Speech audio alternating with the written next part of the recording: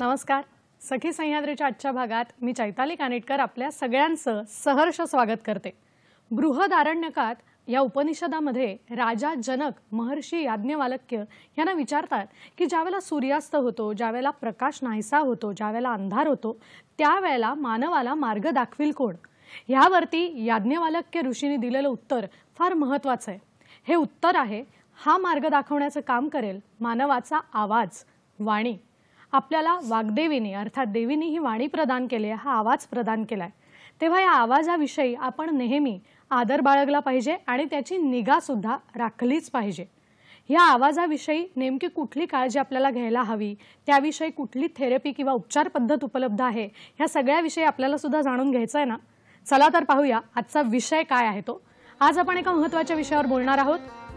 एक संवाद व्हॉइस गुरुशी हा आजच्या आपल्या कार्यक्रमाचा विषय आहे आणि या विषयावर मार्गदर्शन करण्यासाठी आज आपल्याबरोबर एक अतिशय महत्त्वाची आणि तज्ञ सखी इथे उपलब्ध आणि उपस्थित आहे.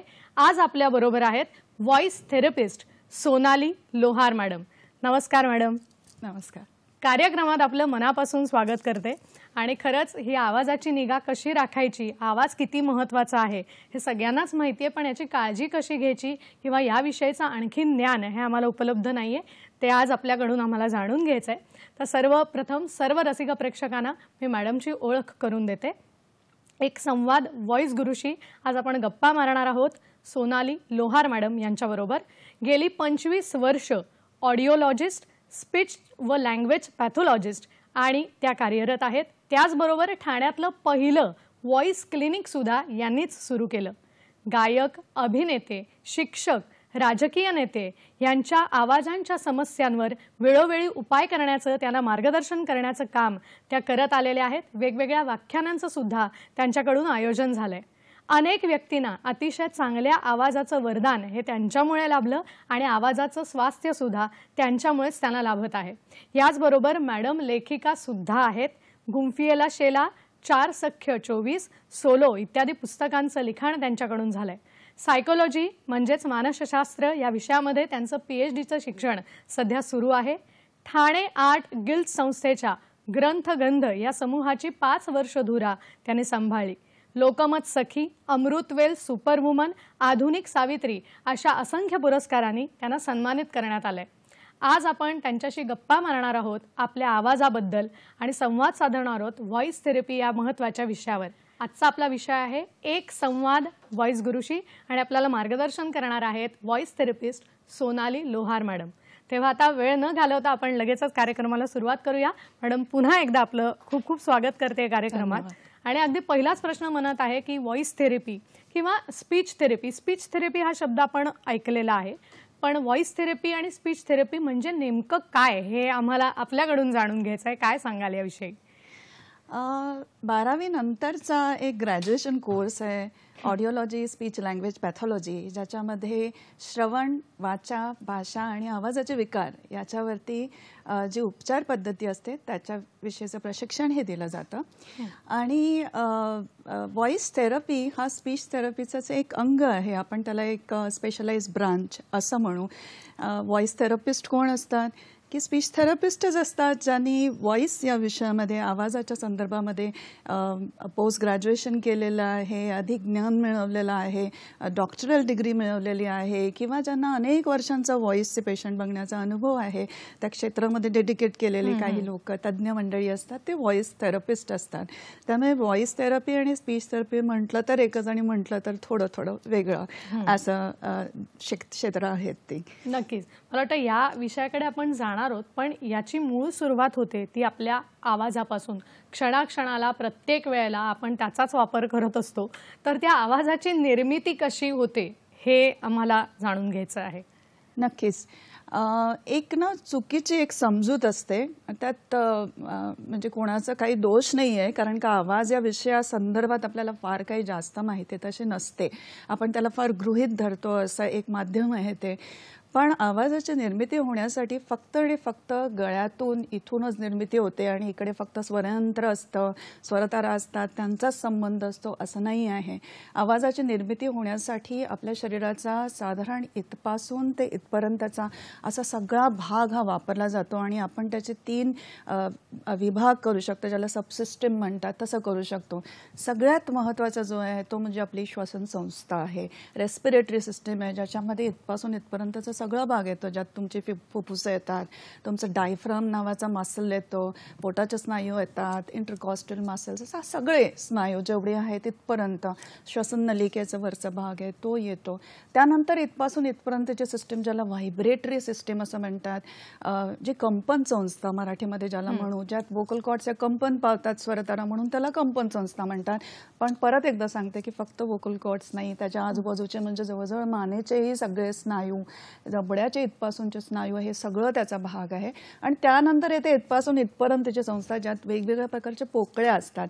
नाकाची पोकळी आहे, तोंडाची पोकळी आहे, घशाची पोकळी आहे, सायनसेस आहेत, आपलं पूर्ण स्कल ज्याला म्हणतो कवटी, त्याचाही एक विशिष्ट आकार असतो. तर ह्या सगळ्याला रेझोनेटिंग चेंबर्स असं म्हणतात किंवा त्याला रेझोनन्स सिस्टीम असं म्हणतात, अनुनाद संस्था असं आपण मराठीत म्हणू त्याला. तर आवाज निर्माण होण्यासाठी ह्या तिन्ही ज्या संस्था आहेत त्याच्यामध्ये प्रॉपर कोऑर्डिनेशन हवं आणि तिन्हीचं स्वास्थ्य उत्तम हवं. या तिन्हीपैकी कुठल्याही संस्थेमध्ये काही प्रकारचा बिघाड झाला, काही त्याच्यामध्ये इंजुरी झाली किंवा त्याच्यामध्ये काही आजार झाला कुठेही, तर त्याचा परिणाम हा लगेच तुमच्या आवाजामध्ये बदल होण्यावरती होतो. आणि त्याचप्रमाणे काहीही इथे स्वास्थ्य तुमचं चांगलं आहे पण तरीही तुम्हाला आवाजाचा काहीतरी प्रॉब्लेम हा होऊ शकतो. तो का होतो? ज्या वेळेला तुम्हाला या तिन्ही सिस्टीमची कार्य माहिती असायला पाहिजे. त्या प्रत्येकाचं वेगळं एक आवाजासंदर्भात एक कार्य आहे आणि तेच त्या सिस्टीमकडनं करून घेणं हे आपल्याला फार गरजेचं असतं. जर ते तसं न करता आपण फक्त आणि फक्त एकाच सिस्टीमवरती ओव्हरलोड केला आणि तिथूनच आवाजाची निर्मिती करायचा प्रयत्न केला तर मग ह्या संपूर्ण सिस्टीमचा एक बॅलन्स निघून जातो आणि त्याच्यामुळे सुद्धा तुमच्या आवाजामध्ये फरक येऊ शकतो. मगाशी तुम्ही जो आपल्या पुराणाचा उल्लेख केला तर आपल्या शास्त्रांमध्ये या संपूर्ण संस्थेला नादवीणा असं म्हटलं जातं आणि एखाद्या वीणेसारखीच ही सगळी सिस्टीम जी आहे ती सगळी वापरणं हे अत्यंत आवश्यक असतं. प्रॉब्लेम असा होतो की आपल्याला त्याचं टेक्निक माहिती नसतं की कशा पद्धतीने वापरायची आणि त्या सिस्टीमची कशी काळजी घ्यायची. इथे आपण थोडंसं कमी पडतो. खरंय खरंय. आणि आता एक तुम्ही बोलताना शब्द वापरला ज्याला आपण स्वास्थ्य म्हणतो, की स्वरतंत्राचं किंवा आवाजाचं स्वास्थ्य आणि पूर्णच एकंदर सगळ्या सिस्टीमचं स्वास्थ्य नीट असणं हे फार आवश्यक आहे. तर ह्यालाच जोडून मला प्रश्न विचारायचा आहे की आज जर आपण सखीकडे बघितलं तर सखींच्या बाबतीत आपल्याला असं दिसतं की ती घरातलं काम आवरून पटापट ऑफिसला जायला निघते, पुन्हा आल्यानंतर तिला काम असतं. बरं, हे सगळं करता करता तिच्यावर मुलांच्या जबाबदाऱ्या असतातच, त्यात मुलांनी ऐकलं नाही तर आईला सतत ओरडायला लागतं आणि हे सगळं करत असताना तिला कुठेतरी आवाजाची समस्या उद्भवायला सुरुवात होते. तर अशा समस्या आपल्याकडे येतात का, किंवा तो आपण म्हणू शकतो की आईला नक्की स्वरयंत्राचा कुठला त्रास संभवतो, याविषयी आपण काय सांगाल? अगदी खूप मोठा आणि एक निग्लेक्टेड टॉपिक असं तुम्ही आता माझ्यासमोर मांडलेला आहे आणि त्याला ना आम्ही खरं तर एक नाव दिलेलं आहे. आमच्या क्लिनिकमध्ये आम्ही नवीन एक नाव सुरू केलेलं आहे, हॅझल्ड मदर्स व्हॉइस असं म्हणतो आपण. की एकदम कंटाळलेली थकलेली आई जी असते तिचा जो आवाज असतो त्याला आपण अशा प्रकारचा एक नाव दिलेलं आहे. आणि तो का होतो? कारण का स्त्री मुळामध्ये ना अनेक वेगवेगळ्या आघाड्यांवरती असते, जे काही जणांना समजतं, काही जणांना ते समजत नाही. पण तिला इतका आवाजाचा वापर करावा लागतो की जवळजवळ व्यावसायिक वापर करणारे जे असतात तेवढाच वापर हा घरातली एक बाई किंवा एक लहान मूल असलेली स्त्री ही तेवढ्याच प्रमाणामध्ये आवाजाचा वापर करत असते. त्यामुळे तिच्या आवाजाच्या संस्थेवरती येणारा लोड जो आहे तो खरं तर कल्पना पलीकडचा असतो. आई ही मुलांवरती ओरडणारच, आई ही मुलांवरती रागवणारच आणि तिने ते करणं हे गृहीत धरलं जातं, त्याच्यामुळे इतर काही करत नाही. म्हणजे ज्याला गुड पोलीस आणि बॅड पोलीस म्हणतात त्याच्यामधली आई ही बॅड पोलीस असते.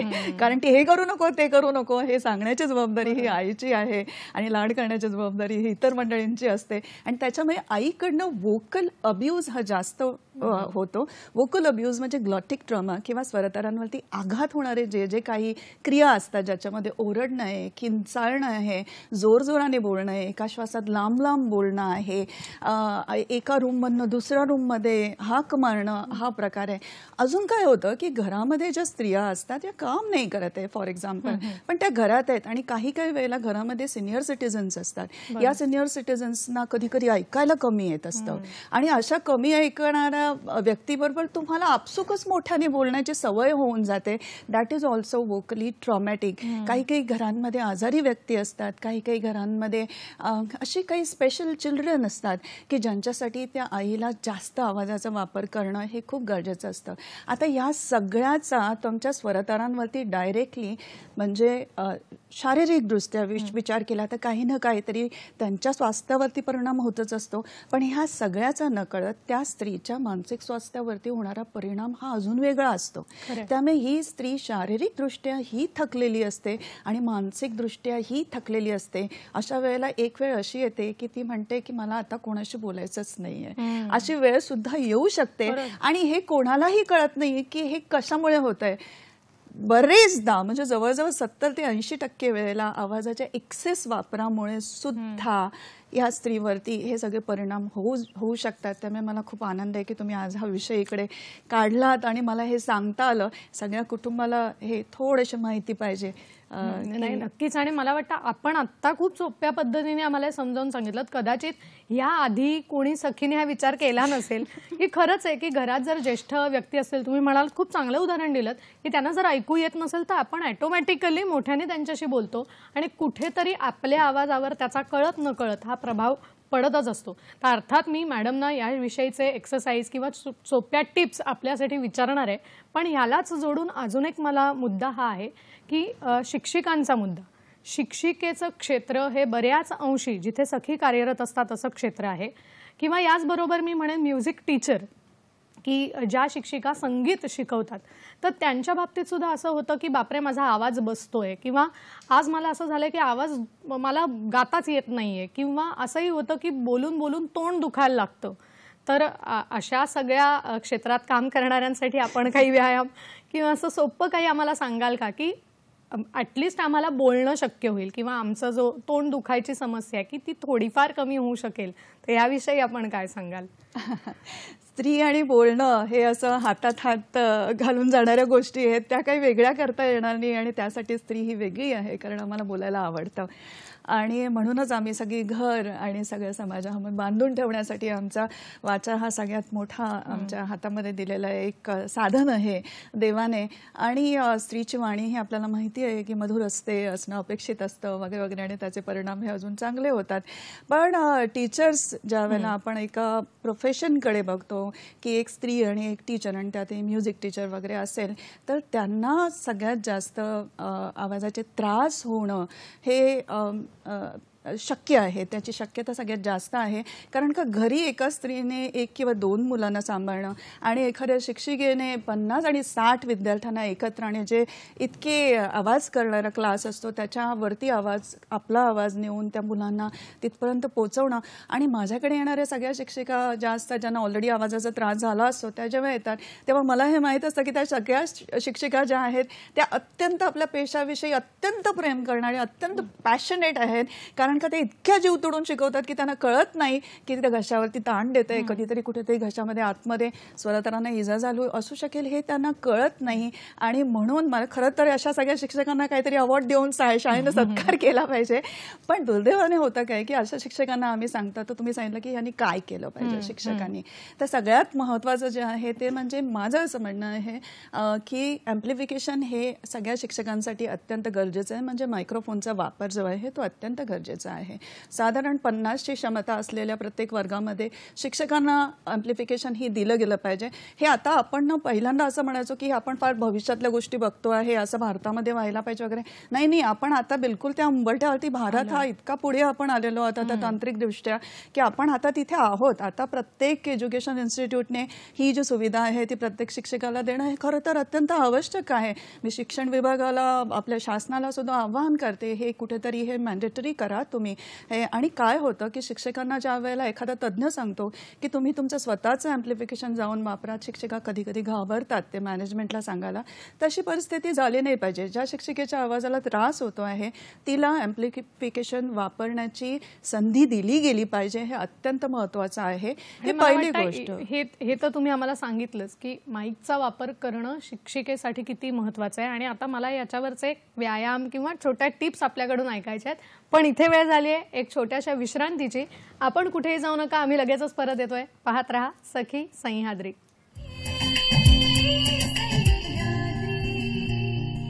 ब्रेक नंतर पुन्हा एकदा सगळ्यांचं स्वागत करते. आज आपण बोलतोय एक संवाद व्हॉइस गुरुशी या विषयावर आणि आपल्याला मार्गदर्शन करतायत व्हॉइस थेरपिस्ट सोनाली लोहार मॅडम. हा विषय खरं तर खूप मोठा आहे आणि आपण आपल्या आवाजाची काळजी निश्चितच घेतली पाहिजे. ब्रेक पूर्वी आपण मॅडमशी बोलत होतो. व्हॉइस थेरपी म्हणजे काय हे आपण जाणून घेतलं, स्पीच थेरपी म्हणजे काय हेही जाणून घेतलं आणि आपण या मुद्द्याकडे आलो होतो की संगीत शिक्षिका असेल किंवा नुसत्या शिक्षकांना सुद्धा बरेच वेळेला आवाजावरती ताण येतो आणि तोंड दुखणं किंवा घसा बसणं यांसारख्या काही समस्या उद्भवतात. तर आपण त्याच्या व्यायामाकडे येऊया आणि छोट्या छोट्या टिप्स आपल्याला काय वापरता येईल याच्याकडे येऊया. मॅडम काय सांगाल याविषयी? छोट्या टिप्स म्हणजे सगळ्यात महत्त्वाची जी आहे ती मी तुम्हाला सांगितलं, ॲम्प्लिफिकेशन वापरणं हे गरजेचं आहे. दुसरं जे आहे जे ते शिक्षक स्वतःहून करू शकतात ते म्हणजे दर 15व्या मिनिटाला पाण्याचा एक घोट घेणं. हे अतिशय सोपं साधं उपाय आहे. अगदी टेबलवरती पाण्याची बाटली राहू द्या आणि दर 15व्या मिनिटाला पाण्याचा एक घोट घ्या. त्याने तुमच्या स्वरतारा या लुब्रिकेटेड राहतील. तिथे स्त्राव सुरू होतं जेव्हा जेव्हा तुम्ही पाणी पिता त्यावेळेला आणि त्यामुळे तुमच्या आवाजाची क्वालिटी पण सुधारते आणि तुम्ही ज्या ज्या वेळेला बोलणार आहात त्या त्या वेळेला तुमच्या सुरक्षित राहतात, स्वरतारा ह्या सुरक्षित राहतात. त्यामुळे तो एक साधा उपाय आहे. रोज रात्री तुम्ही 3 मिनिटाचं स्टीम इनलेशन वाफ, साध्या पाण्याची वाफ ही नाकाने तोंडाने अगदी घ्यायची. आपण ह्या व्यवसायात आहोत, आपल्याला हे सांभाळायचं आहे. तर हे 2 साधे घरगुती उपाय आहेत ते तर आपण करायचे म्हणजे करायचेच. त्याला काही पर्यायच नाही आहे. काहीच उपाय नाही. आणि या व्यतिरिक्त आणखीन काय करायचं हे मॅडम सांगणार आहे. आपल्याला कार्यक्रमात फोन येतोय तो घेऊया. विनया परब आपल्याला प्रश्न विचारतायत विरारहून. नमस्कार. नमस्कार. नमस्कार. प्रश्न असा आहे की एखाद्या व्यक्तीला तोतरेपणा असतो पण तो चांगला आवाज करण्यासाठी काय व्यायाम आहे किंवा काय एक्सरसाइज करावी त्यांनी? नक्कीच या प्रश्नाचं उत्तर मॅडम आपल्याला देतील. आपण आपले थोडेसे व्यायाम प्रकार आधी सांगूया आणि मग त्यांच्याही प्रश्नाचं आपण उत्तर घेऊया.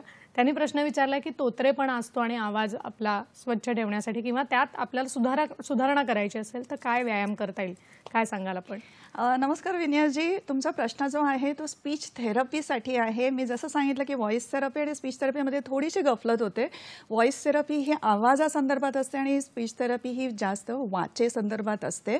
तर तोतरेपणा हा जो आहे ज्याला आम्ही स्टॅमरिंग असं म्हणतो इंग्लिशमध्ये, तर तो म्हणजे तुमचा जो तुम्ही जे उच्चारण करता त्याच्यामध्ये जे रिपिटेशन्स होतात त्याच्यासाठीची स्पीच थेरपी असते आणि तुम्हाला स्पीच थेरपी त्याच्यासाठी खूप चांगली ट्रीटमेंट अवेलेबल आहे. खूप चांगले त्याच्यामध्ये थेरपी टेक्निक्स अवेलेबल आहेत ज्याच्यामध्ये मुलाला त्याच्या स्पीडवरती कंट्रोल ठेवणं, रिलॅक्सेशन टेक्निक्स देऊन श्वासाचा कसा वापर करून घेऊन त्यांना बोलता येईल आणि जेणेकरून त्यांना येणारे गॅप्स हे जातील. आणि त्याचबरोबर फार उत्तम हे काउन्सिलिंगची गरज असते कारण का कुठेतरी त्याचा संबंध हा थोडासा तुमच्या मानसिक एका अंगाकडे सुद्धा जातो. खूप जास्त या मुलांना टेन्शन असतं आणि कुठेतरी त्याचं जे मूड असतं ते कुठला तरी एखाद्या अनुभवात सुद्धा असू शकतं, लहानपणच्या अनुभवात असू शकतं. कधी कधी मुलं ही इमिटेशन करतात म्हणजे दुसऱ्याचं बघून शिकतात. त्यामुळे एक सवय तोडण्यासाठी दुसरी सवय लावणं ही जी एक स्पीच थेरपी आहे, चांगल्या पद्धतीने बोलण्याची सवय लागणं, त्याच्यासाठी स्पीच थेरपीमध्ये अतिशय सुंदर स्टॅमरिंगवरती थेरपी आहे. आपण जरूर आपल्या भागातल्या कुठल्याही स्पीच थेरपी सेंटरला कॉन्टॅक्ट केलं तर आपल्याला ही थेरपी नक्की मिळून जाईल. नक्कीच. मला वाटतं हे महत्त्वाचं आहे की कुठे जावं हे कळणं आणि मला वाटतं त्यांना योग्य प्रश्नाचं आपलं उत्तर मिळालं असेल. आणि आता आपण व्यायामाकडे येऊया. शिक्षकांसाठी किंवा म्युझिक टीचर्स असतील त्यांच्यासाठी काय सांगाल? महत्त्वाचं हे आहे की तुम्हाला टेक्निक माहिती असलं पाहिजे की कशा पद्धतीने बोललं की आपल्या स्वरतारांवरती लोड येणार नाही. आणि त्यासाठी आम्ही स्पीकिंग फ्रॉम ॲब्डोमेन असं म्हणतो, म्हणजे पोटातून बोलणं. हे बरेचदा म्युझिक टीचर्सला शिकवलं जातं किंवा सांगितलं जातं की गाताना पण पोटातून गा, पण पण टेक्निक काय आहे हे मात्र त्यांना कुठेतरी दाखवलं जात नाही किंवा दाखवायचं राहून जातं.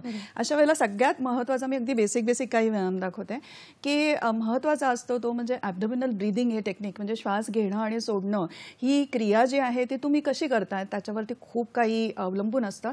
त्यामुळे एक साधं रिलॅक्स्ड ॲब्डोमिनल ब्रीदिंगचं टेक्निक जरी आपण सुरू केलं तरी पण ती संपूर्ण संस्थेला हळूहळू सवय होऊन जाते श्वास घेणं आणि सोडणं, आणि त्याचबरोबर तुमची बोलण्याची पद्धत सुद्धा हळूहळू बदलू शकते.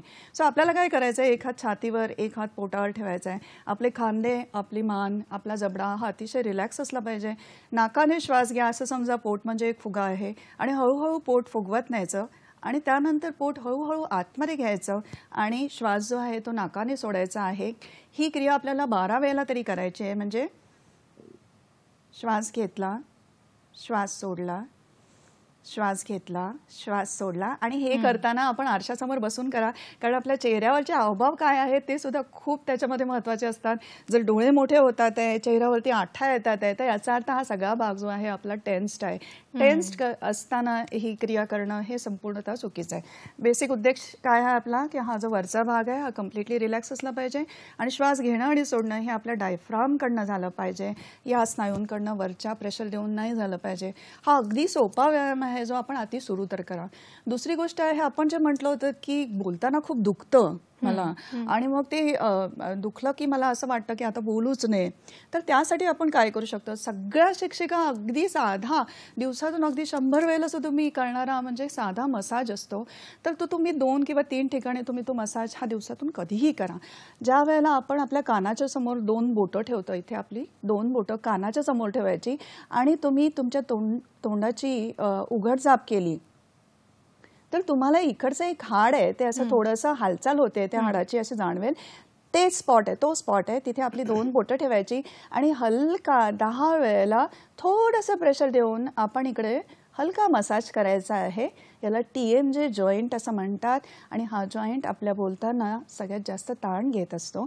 तो रिलॅक्स असला की आपला जबड्याचा जो मसल आहे तो सुद्धा रिलॅक्स राहतो. त्याचप्रमाणे आपला जबडा, त्याचा जो कॉर्नर आहे जबड्याचा, इथे आपण 2 बोटं ठेवली आणि जर दात आवळून घेतले तर इथे सुद्धा एक पॉइंट आहे जो बाहेर येतो, बल्ज येतो. तुम्ही माझे हात बघू शकता कसं बाहेरच्या दिशेने आलेत जेव्हा मी दात आवळते. त्या स्पॉटवरती आपली बोटं ठेवायची आणि तिथेही याच प्रकारे आपण हलका प्रेशर देऊन 10 वेळेला मसाज करायचा आहे. याने आपला खालचा भाग सुद्धा रिलॅक्स होतो.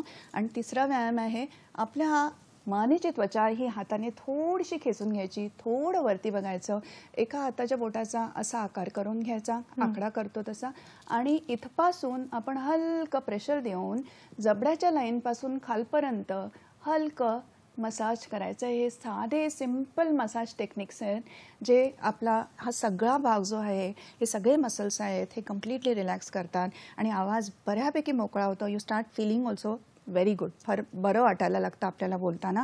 दुसरा एक वोकल कॉर्डसाठीचं जे वोकल वॉर्मअप म्हणतो आम्ही, ते एक टेक्निक सांगते मी तुम्हाला, की ज्याच्यामध्ये आपल्याला वोकल कॉर्ड ह्या थोड्याशा उघडायच्या आहेत, मग हळूवारपणे बंद करायच्या आहेत आणि बंद करताना आपण त्यांना व्हायब्रेट करणार आहोत. तर त्यासाठी आपल्याला जांभई घ्यायची आहे, जांभई सोडायची आणि जांभई सोडताना हमिंग करायचं आहे. जांभई घेणं म्हणजे तोंडाने श्वास घेणं, तोंडानेच सोडणं आणि सोडताना हम करणं. तर तोंडाने श्वास घेताना आपला जबडा हा थोडासा आडवा हलवत ठेवायचा आहे आणि हलके तोंड उघडायचं आहे आणि श्वास घ्यायचा आहे. श्वास घेताना श्वास पोटात जायला पाहिजे हे लक्षात ठेवा.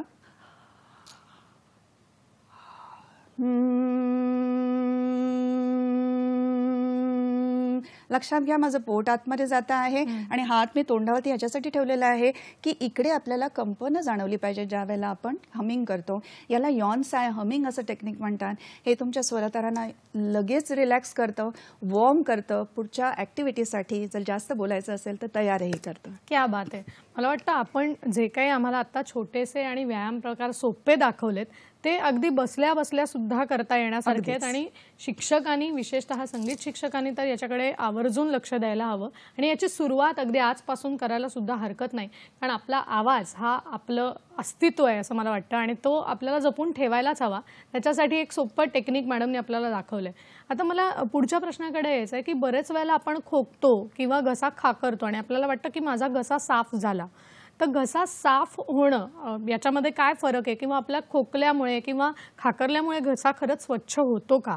आपलं काय याविषयी आम्हाला मार्गदर्शन कराल आपण?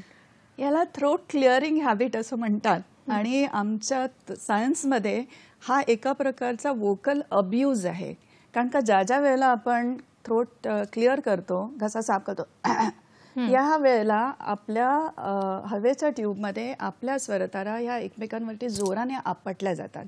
त्यामुळे स्वरतारांची वरची जी लेअर असते तिला कधी ना कधी, हे जर जास्त प्रमाणात झालं किंवा खूप जोरात झालं तर त्या लेअरला कधी ना कधीतरी काहीतरी इजा होण्याचा संभव असतो आणि त्याच्यामुळे म्हटलं तर हे एक प्रकारे हे घातक आहे. हे का होतं तर त्याला आम्ही 3 A's असं म्हणतो, म्हणजे ॲसिडिटी, ॲलर्जी आणि एन्झायटी या 3 गोष्टींमुळे आपल्याला ही भावना होऊ शकते की आपल्याला थ्रोट क्लिअर करायचा आहे, काहीतरी घशामध्ये आपल्या साचलेलं आहे जे आपल्याला दूर करायचं आहे. आणि कधी कधी ही निव्वळ सवय असते. काही काही जणांना असं वाटतं की असं केल्याने माझा आवाज चांगला होतो. बऱ्याच सिंगर्सना असं वाटू शकतं, बऱ्याच टीचर्सना असं वाटू शकतं की केलं की बरं वाटतं, असं होतं. ॲसिड रिफ्लक्स हा एक मोठा कारण आहे त्याच्यामध्ये, की जास्तीचं ॲसिड हे वरती येतं, ते तुमच्या घशाच्या आतल्या त्वचेला स्पर्श करतं आणि मग स्वतःला त्या ॲसिडपासून वाचवण्यासाठी ती त्वचा आतून एक स्त्राव सोडते जो चिकट असतो आणि आपल्याला असं एक फिलिंग येतं, असं वाटतं आपल्याला की तिथे कफ जमलाय किंवा तिथे काहीतरी चिकट जमलेलं आहे जे मला अगदी मी केलंच पाहिजे, आता साफ केलंच पाहिजे. तर त्यावेळेला काय करायचं की आपण अगदी सॉफ्टली, ज्याला थ्रोट क्लिअरिंग म्हणतो ना, अगदी हलकं, तर अशा वेळेला आपण आवाज कमी आणि हवा जास्त येईल अशा पद्धतीने तो घसा साफ करू शकतो. खोकल्याची उबळ येते, ॲलर्जी असेल त्यावेळेला बरेचदा खूप खोकल्याची उबळ येते, तर खोकल्याची उबळ थांबवण्याचा अजून एक उपाय कसा आहे किंवा हे कमी कसं करता येईल, कंट्रोल कसं येईल, ते आपण घेऊया. फक्त आपल्याला फोन येतोय तो घेऊया. शिवानंद वसेदार प्रश्न विचारतात निपाणीहून. नमस्कार. हॅलो. हॅलो, बोला. हा, नमस्कार मॅडम. निपाणीहून शिवानंद वशर बोलतोय मी. बोला बोला. माझा प्रश्न असा आहे की जे रस्त्यावरती म्हणा किंवा फिरते छोटे छोटे व्यापारी जी मंडळी असतात, महिला मंडळ, ती महिला आपले दिवसभर ओरडून इकडे तिकडे व्यापार करायला लागतो किंवा बैठे व्यापारी त्यांनी सुद्धा ओरडून व्यापार करावा लागतो. मग त्याच्यामुळे सुद्धा त्या महिलांच्या गळ्याला किंवा त्यांना काही त्रास होऊ शकतोय काय? त्याचबरोबर काही ठिकाणी आता वारकरी मंडळी म्हणा किंवा भजनाची मंडळी असतात, ती तिने बिन माईक वगैरे नसतात, त्यांच्याकडे काही नसतात, मग तिने भजन वगैरे असं नेहमी म्हणत बसतात. त्याच्यामुळे त्या लोकांना सुद्धा काही त्रास होऊ शकतो काय?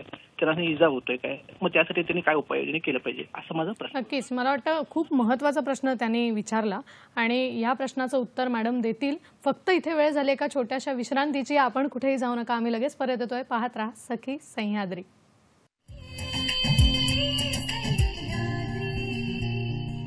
ब्रेक नंतर पुन्हा एकदा सगळ्यांचं स्वागत करते. एक संवाद व्हॉइस गुरुशी या विषयावर आपण बोलतोय आणि आपल्याला मार्गदर्शन करतायत व्हॉइस थेरपिस्ट सोनाली लोहार मॅडम. ब्रेक पूर्वी आपल्याला खूप छान पद्धतीच्या टिपा आणि काही व्यायामाचे प्रकार त्यांनी दाखवले होते आणि आपल्याला शिवानंद वसेदार यांनी एक प्रश्न विचारला होता निपाणीहून, की बरेच फेरीवाले किंवा अशा काही महिला असतात की ज्या खरंच दिवस रात्र ओरडून ओरडून त्यांच्या गोष्टी विकायचा प्रयत्न करतात आणि त्या सगळ्या प्रक्रियेमध्ये त्यांच्या आवाजाचं स्वास्थ्य थोडं बिघडू शकतं. तर त्यांनी यावरती नेमके कुठले उपाय करायचे, तर याचं आपण काय उत्तर द्याल? आणि आपला जो प्रश्न होता तोही आपण घेऊया, की खोकल्याची उबळ आल्यानंतर तुम्ही म्हणालात, तर त्याच्यावरचाही आम्हाला उपाय हवाय, काय सांगाल? आपण खोकल्याची उबळ हा अर्ध्यात सोडलेला प्रश्न होता, त्याच्यामुळे त्याचं मी आधी उत्तर हे कम्प्लीट करते. की आपण म्हटलं की ज्यावेळेला थ्रोट क्लिअर करायचा आहे तर तो हलका थ्रोट क्लिअर करायचा आणि त्याचप्रमाणे खोकल्याची उबळ आली आणि आपल्याला त्याच्यावरती थोडासा कंट्रोल करायचा असेल तर एक मोठा श्वास घ्यायचा, श्वास थोडा रोखण्याचा प्रयत्न करायचा आणि त्याच्यानंतर म्हणजे फक्त हवा बाहेर जाईल आणि वोकल कॉर्ड्स आपटून आवाज येणार नाही, जोराने खोकला येणार नाही, असे जर प्रयत्न आपण केले तर तो थोडासा कमी होतो. त्याचबरोबर पाणी पिणं हा अत्यंत चांगला एक, त्याच्यावरती सतत पाणी पित राहणं हा चांगला उपाय आहे. पण त्याचबरोबर तोंडात सतत असं काहीतरी ठेवणं अशा वेळेला, सध्याच्या दिवसांमध्ये आणि असा एक प्रकारचा एक व्हायरस आहे आमच्याकडे ENT OPDsमध्ये, असे खूप सारे पेशंट्स येतात आहे की अचानक सर्दी खोकला झाला आणि आवाज बसला आणि खोकून आवाज बसला, तर एक आपलं कोविड व्हायरस नातवंड पतवंड असं काहीतरी आपण म्हणूया, पण त्याच्यामुळे सुद्धा अशा प्रकारचा खोकला खूप येतो आहे. अशा वेळेला आम्ही त्यांना चघळण्याचा असे काहीतरी गोष्ट तोंडामध्ये ठेवा ज्याने तुमच्या तोंडामध्ये सतत लाळ स्त्रवत राहील, वाफ घेत राहा, वाफेचाही खूप जास्त फायदा होतो. अशा पद्धतीने आपल्याला त्या खोकल्याला कंट्रोल करता येईल. अर्थात आपल्याला त्याच्यावरती औषधोपचारही करायची गरज भासतेच, त्यामुळे तेही आपल्याला करायचं असतं. आणि एन्झायटी, मानसिक ताण आणि एक सवय जी आहे त्याचा सुद्धा याच्याशी संबंध आहे, थ्रोट क्लिअरिंगचे संबंध आहेत.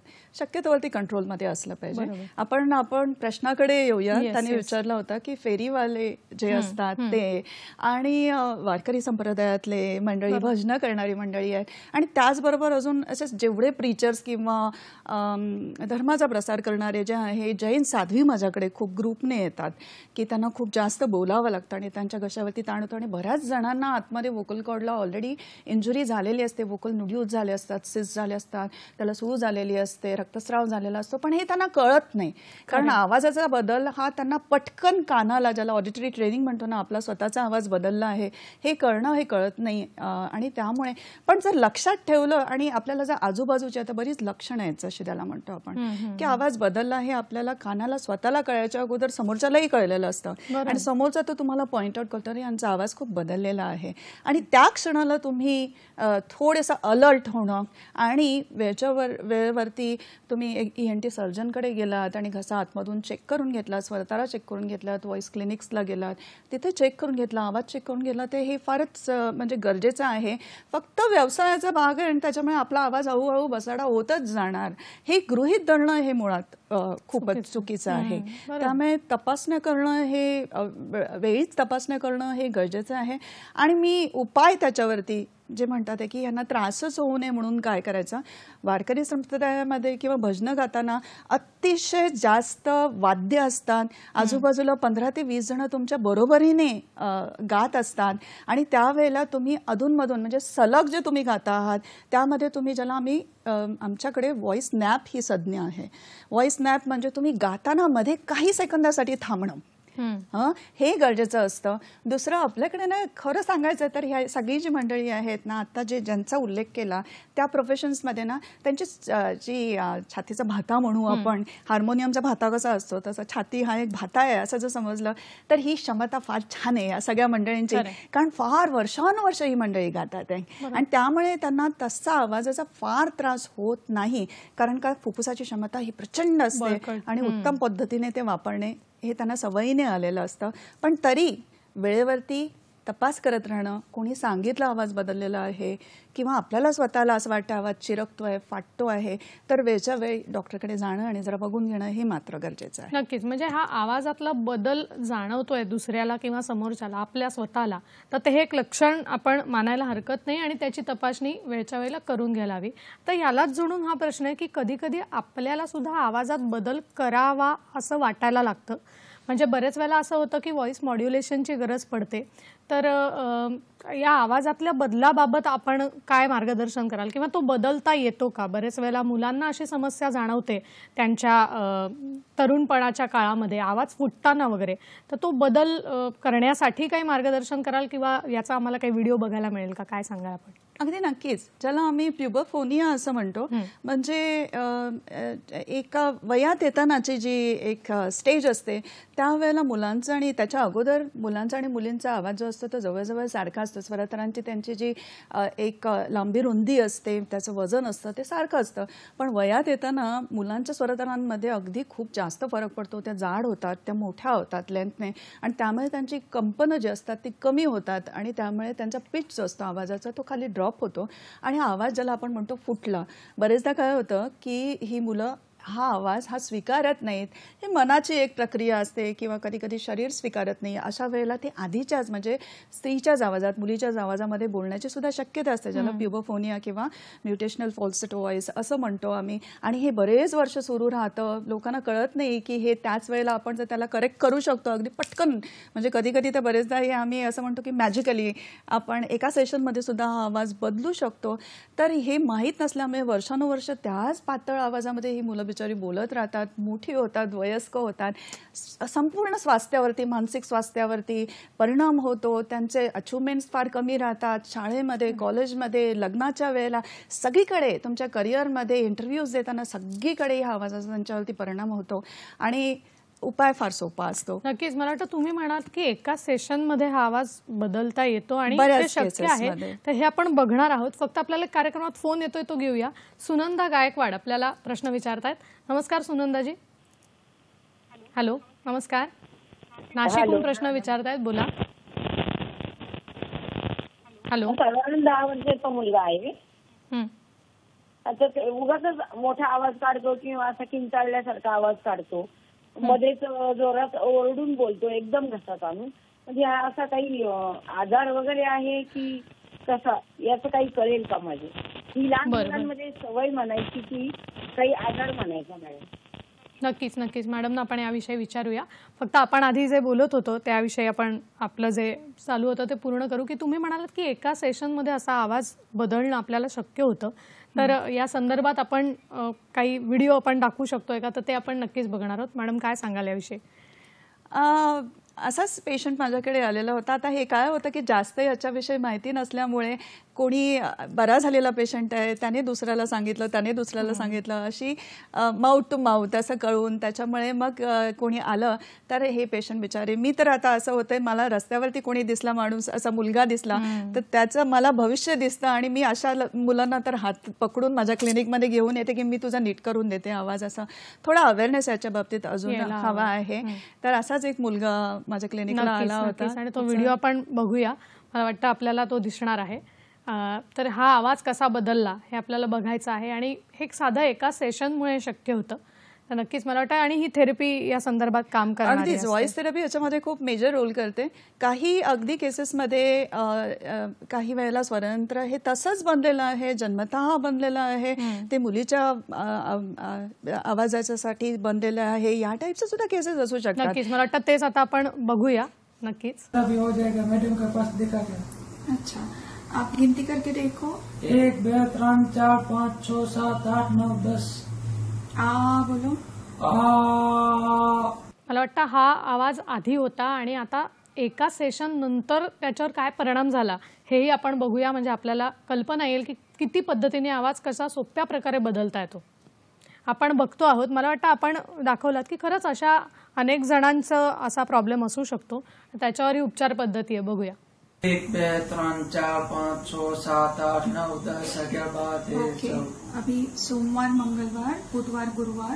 सोमवार, मंगलवार, बुधवार, गुरुवार, शुक्रवार, शनिवार. मला वाटतं सगळ्या प्रेक्षकांनी हे बघितलं असेल की एक सेशन आणि आवाजात झालेला आमूलाग्र बदल आणि हे उपचार पद्धतीने आज शक्य आहे. फक्त तुम्ही म्हणालात तसं की त्याविषयी आपण जागरूक राहणं हे फार महत्वाचं आहे असं मला वाटतं. मॅडम मला एक आपल्याला सुनंदा गायकवाडांनी प्रश्न विचारला होता. तर तसा बऱ्याच जणांना हा प्रश्न येऊ शकतो की बरेचदा लहान मुलं खूप मोठ्याने बोलतात, किंचाळतात, आरडाओरडा करतात. तर ती त्यांची सवय असते का किंवा त्यामागे काही मानसिक कारण असू शकतं का? काय सांगाल आपण याविषयी? तुम्ही एखादे लहान बाळ आहे, ज्या जन्म झालेला आहे, एखाद्या घरामध्ये लहान बाळाचा जन्म झालेला आहे, तर तुम्हाला ना अख्ख्या सोसायटीला ते कळलेलं असतं की ह्या घरामध्ये लहान बाळ आहे. का? कारण का ते बाळ अगदी इतक्या जोराने रडत असतं की ते अगदी 100 घरं ऐकत असतात आणि ते बाळ रडत असतं आणि त्यांच्या स्वरतारांना काहीही होत नाही. सो एका पद्धतीने ना निसर्गाने तुम्हाला हा एक व्यायाम दिलेला आहे. त्याच्या संपूर्ण शरीराला डेव्हलप होण्याचा, त्यांच्या स्वरतारांना डेव्हलप होण्याचा, त्याच्या फुफ्फुसाला, श्वसन संस्थेला डेव्हलप होण्याचा हा एक व्यायाम आहे त्यांच्यासाठी. त्याच्यामुळे एका पर्टिक्युलर एजपर्यंत जोराने बोलणं हे तसं हानिकारक हे नाही आहे. वास्तविक पाहता ती त्यांची एक प्रकारची एक्सरसाइजच आहे. मुलांच्या बाबतीमध्ये असं होतं की काही मुलं, मी फार कमी मुलांच्या बाबतीत की काही हायपर असतात मुलं, आणि हायपर मुलं जे असतात ते आवाजाचा कधी कधी ओव्हर यूज किंवा वोकल अब्यूज हा जास्त करू शकतात. पण 90% मुलांच्या बाबतीमध्ये जोराने बोलणं, ओरडणं हे सगळं नॅचरल आहे, नॉर्मल आहे. मूल जास्त खेळकर असेल तर ते जास्त ओरडतो किंवा कधी कधी काय होतं की मुलं इमिटेटही करतात. म्हणजे आपल्या आजूबाजूला आपले आई वडील, आजूबाजूचे जे मित्र मैत्रिणी जे आहेत ते ज्या पद्धतीने बोलतात आहे त्याचा सुद्धा मुलावरती परिणाम होऊन तो त्या पद्धतीने सुद्धा बोलावं लागतं. अशा मुलांना कंट्रोल करण्यासाठी आधी समोरच्याने स्वतःला थोडंसं वर्तनामध्ये जर बदल करून घेतला, हे आम्ही आमच्या पॅरेंट्सना फार सांगतो की तुम्हाला मुलांमध्ये बदल पाहिजे असेल तर तुम्हाला त्याच पद्धतीने त्यांना एक आदर्श समोर ठेवला पाहिजे की तू असं बोलायला पाहिजे. तर ते मूल हळूहळू ते शिकायला लागेल. पण असं वाटलं की ह्या जोरजोराने ओरडण्यामुळे, किंचाळण्यामुळे जर त्याचा आवाज बदलतो आहे, आवाज बसलेला आहे, चिरकतोय, फाटतोय, तर मग मात्र वेळ घालवायचा नाही आणि त्याला आपल्या ENT सर्जन्सकडे किंवा व्हॉइस क्लिनिकमध्ये घेऊन जाऊन त्याचा आधी घसा चेक करायचा आणि स्वरतारा बघून घ्यायचा. खरंय. आता तुम्ही म्हणालात की आवाज बसतोय किंवा चिरकतोय, तर हे साधारण किती दिवस चालू शकतं? म्हणजे नॉर्मल जर घसा बसलेला असेल तर तो किती दिवसात मोकळा होतो आणि स्वरयंत्राला काही इजा झालेली असेल किंवा आवाजाला स्वास्थ्य त्याचं जर बिघडलेलं असेल तर हा आवाज म्हणजे ही लक्षणं आपण किती दिवसापर्यंत खेचू शकतो की बाबा 2 आठवडे 3 आठवडे आणि मग आपल्याला डॉक्टरकडे गेलंच पाहिजे? तर याविषयी काय सांगाल? मला असं वाटतं की प्रोफेशनल व्हॉइस युजर्स म्हणजे ज्यांची तुम्ही आता सगळी कॅटेगरी सांगितली, माझी ओळख करून देताना, गायक आहे, सिंगर आहे, ॲक्टर्स आहेत, टीचर्स आहेत, कॉल सेंटर एम्प्लॉईज आहेत, अँकर्स आहेत, या सगळ्या निराजकीय मंडळींनी तर आवाज खराब झाल्यानंतर मला नाही वाटत की 8 ते 10 दिवसाच्या वरती तुम्ही थांबलं पाहिजे आणि तुम्ही इमिजिएटली की तो बराच होत नाहीये असं वाटलं किंवा आता झाला बरा पण परत लगेच 2 महिन्यांनी बसला, परत 3 महिन्यांनी बसला, असं जर होत असेल तर तुम्ही वेळ न काढता लगेच 10व्या दिवशी तुम्ही जायला पाहिजे, डॉक्टरांकडनं चेकअप करून घ्या आणि बघून घ्या काय झालेलं आहे. अदरवाईज तुम्ही साधारण सर्दी खोकला झालेला आहे असं जर वाटलं आपल्याला आणि त्याच्यामुळे आवाज बसलेला आहे आणि ENT डॉक्टरकडनं तुम्ही जाऊन किंवा तुमच्या फिजिशियन्सकडनं काही अँटी इन्फ्लमेटरी अँटीबायोटिक्स वगैरे घेतलेली आहेत तर तुम्ही 2 ते 3 आठवडे सुद्धा थांबू शकता. पण 2 ते 3 आठवड्यांनी सुद्धा बाकी बरं होतंय पण आवाज नाही बरा झालेला आहे, मग मात्र तुम्हाला विशेषज्ञांकडे जाऊनच तुमच्या स्वरतारा तपासून घेणं हे गरजेचं असतं. बरेचदा काय होतं की आवाज सकाळी बरा राहतो, संध्याकाळपर्यंत माझा आवाज आता एकदमच खराब होत गेला, सकाळी बरा आला. किंवा काही जणांचं उलटं होतं, सकाळी उठल्या उठल्या माझा आवाज खूपच बसलेला असतो आणि संध्याकाळपर्यंत तो जरासा थोडासा बरा होतो, परत तो रात्री बसतो. अशी सुद्धा गोष्टी असतात. काही जणांना असं वाटतं की हा आवाज जो आहे तो माझ्या पर्सनॅलिटीला अजिबातच सूट होत नाहीये. बऱ्याच बायका अशा म्हणतात मी खूपच हळू बोलते, माझं कोणीच ऐकून घेत नाही असंही होऊ शकतं. किंवा काही बायकांना असं वाटू शकतं की माझा आवाज खूप पुरुषी आहे आणि मला माझ्या आवाजामध्ये थोडंसं सॉफ्टनेस आणायचा आहे. तर ह्या सगळ्या गोष्टींमध्ये किंवा आपल्या शरीराचे अजून काही विकार असतील, सुरू आहे, आपल्याला माहीत आहे आपल्याला ते विकार आहेत, कुठे काही गाठ आलेली दिसली, काय असं वाटलं थोडं पण सस्पिशियस आणि त्याच वेळेला तुमचा आवाजही बसलेला आहे किंवा आवाजामध्ये फरक झालेला आहे, इमिजिएटली मग वेळ नाही घालवायचा. अशा वेळेला 5 दिवस 10 दिवस हा असं काही नाहीये. तुम्हाला काय आपण सगळ्यासाठी आपण धावतो की नाही डॉक्टरांकडे, तर मग आवाजातल्या बदलासाठी आपण का वेळ काढायचा? खरंय. मला वाटतं ही लक्षणं ओळखून लगेच याविषयी जागरूक राहणं आणि तपासणी करून घेणं हा सगळ्यात चांगला उपाय आहे यावरचा. आपण मॅडमशी अशाच गप्पा मारणार आहोत, त्यांच्याकडून जाणून घेणार आहोत या विषयावर अधिक. पण वेळ झाली एका विश्रांतीची. आम्ही लगेच परत येतोय. पाहत राहा सखी सह्याद्री.